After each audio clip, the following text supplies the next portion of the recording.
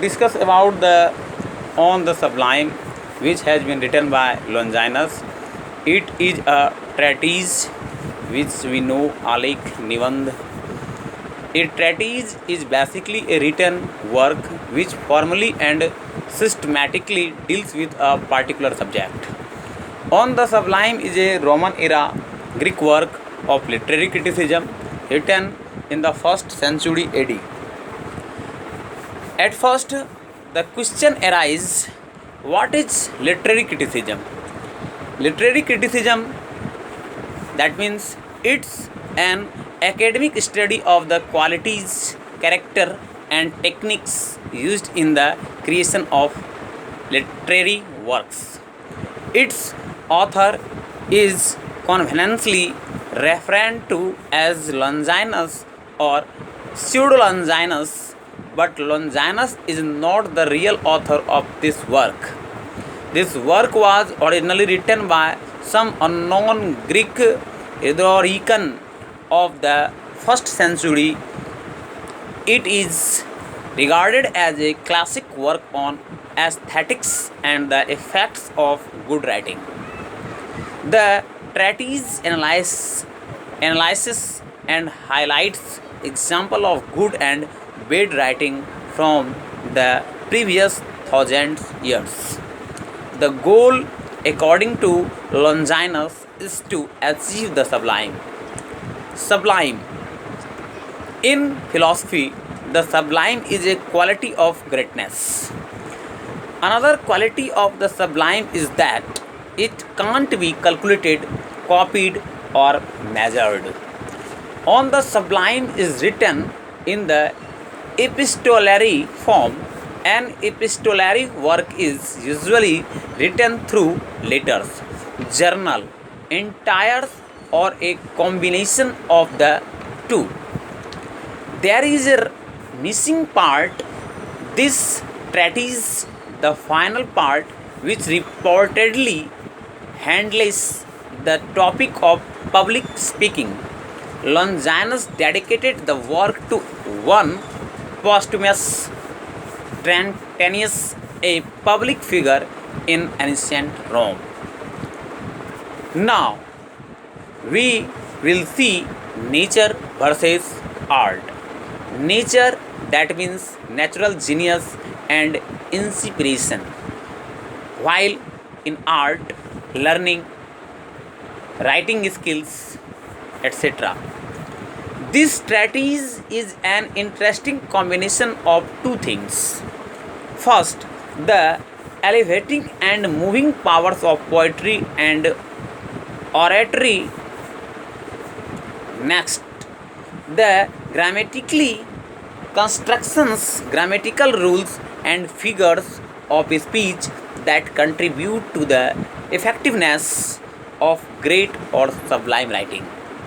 The author of On the Sublime was an enthusiastic critic of his literary predecessors.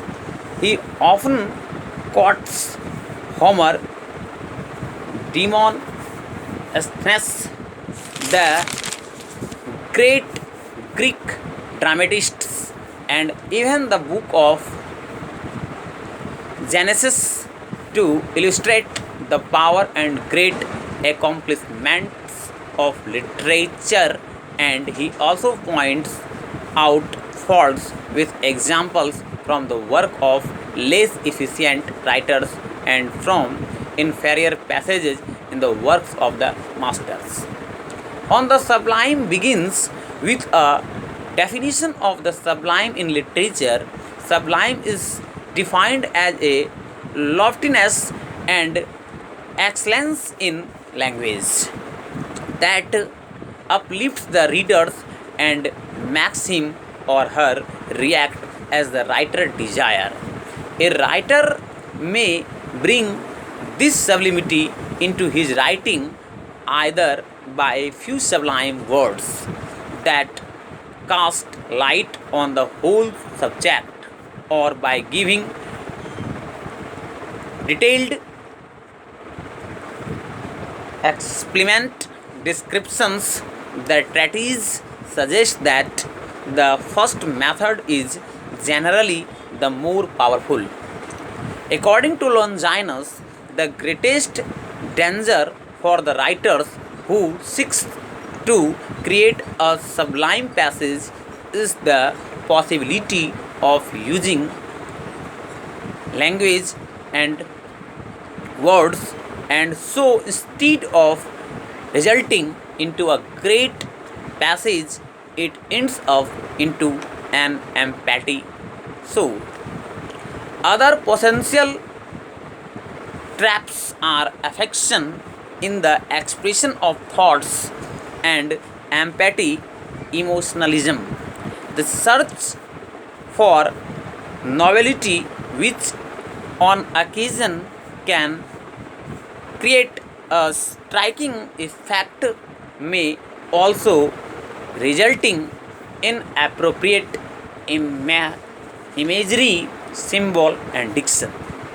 One of Longinus' strongest view is that for one's writing to reach the sublime, the writers must possess and exhibit moral excellence. According to theories, Longinus avoided publishing his writing in order to preserve his modesty, and this is what he meant by moral excellence. This might be author reasons why the authorship of On the Sublime is still uncertain. Another point that Longinus makes is that writers who transgress social conventions may not necessarily be a fool or shameless. For Longinus, social subjectivity is also important. He writes that in order to support spirit and hope, freedom is necessary, but too much freedom can lead to a decline in eloquence, which, according to Longinus, can affect one's ability to write in the sublime. Five sources of the sublime. Two of the sources depend upon the natural capabilities of the author. First, grand or great thoughts. Second, the vivid portrayals of the emotions and passions. The other three are basically rhetorical skills. The appropriate use of figure of speech. 4. Suitable diction and metaphors. Number 5. The majestic composition or structure of the whole work. The sublime also has a number of specific effects, e.g., the loss of rationality and deep emotions combined with pleasure. Longinus simplifies these effects by stating that strong writers will not focus on his own emotions or trying to convey emotions, but rather to cause the readers to feel those emotions. In addition, Longinus admires the writing genius of writers.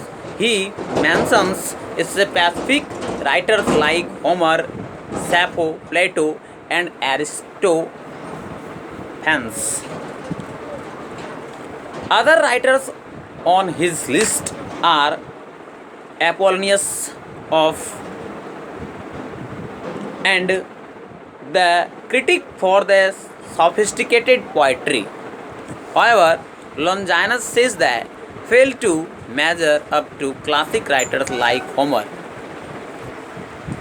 However, Longinus says they fail to measure up to classic writers like Homer because they lack the bravery.